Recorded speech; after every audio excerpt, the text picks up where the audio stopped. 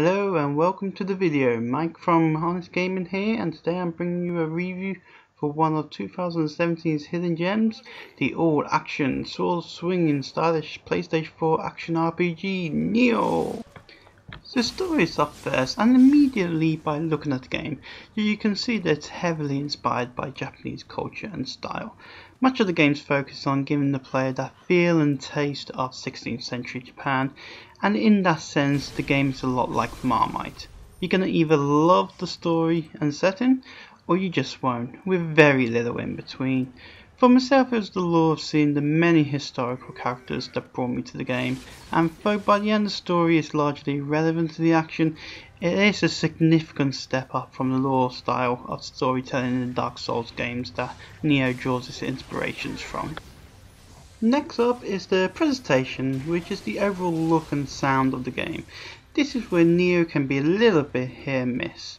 Team Ninja have clearly put a lot of painstaking attention into the game to ensure it feels as authentic as possible, which is natural given that it's been an incredible 13 years developing the game since it was first announced back in 2004.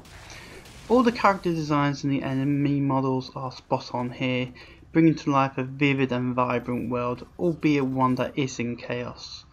On the downside, the environment graphics aren't as polished as it could be, and the game can suffer from a few frame rate issues. If you find several enemies on screen at once, it really can slow the game down for you. Which leads me to an incredibly wise decision by the developer to include two graphic modes.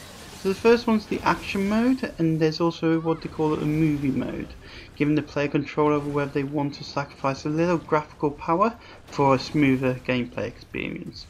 Certainly a great and thoughtful idea, and one I hope many games in the future include. Sound wise, voices are spot on as you would expect fierce warlords and stealth ninjas to sound.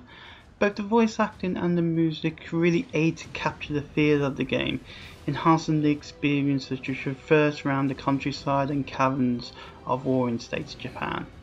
The only negative here I would say is the music can sometimes be overused, but when you're in the thrill of combat you'll barely notice.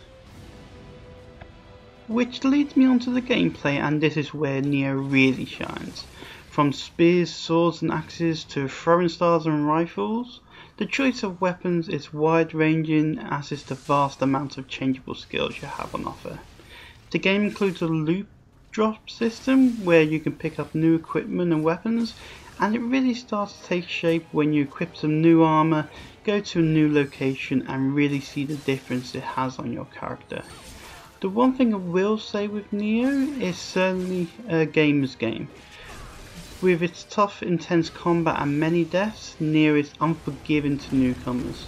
The game is instead targeted more towards experienced gamers who relish the challenge of overcoming their foes by learning attack patterns and the wonderful selection of skills the system has to offer.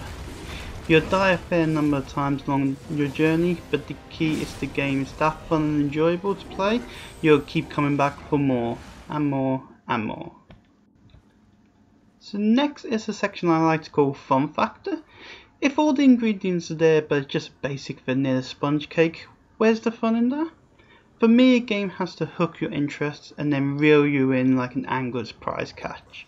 Nioh does that and more, with its mix of intriguing level design, loose system encouraging just one more fight, and some epic boss battles and some thrilling tussles to the death.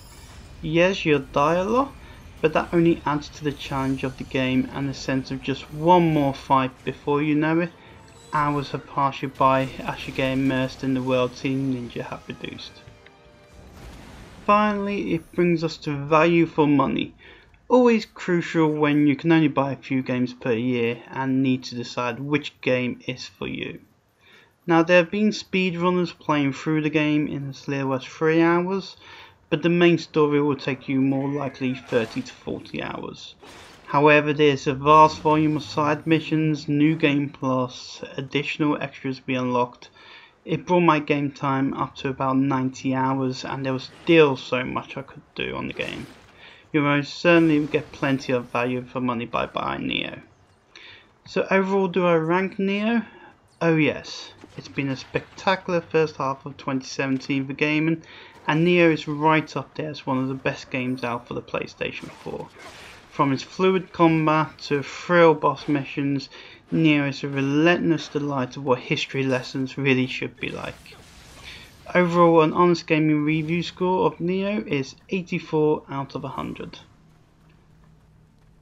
Thanks for watching, and if you enjoyed the video, be sure to like and subscribe. For more videos and reviews, check out my channel, Honest Gaming.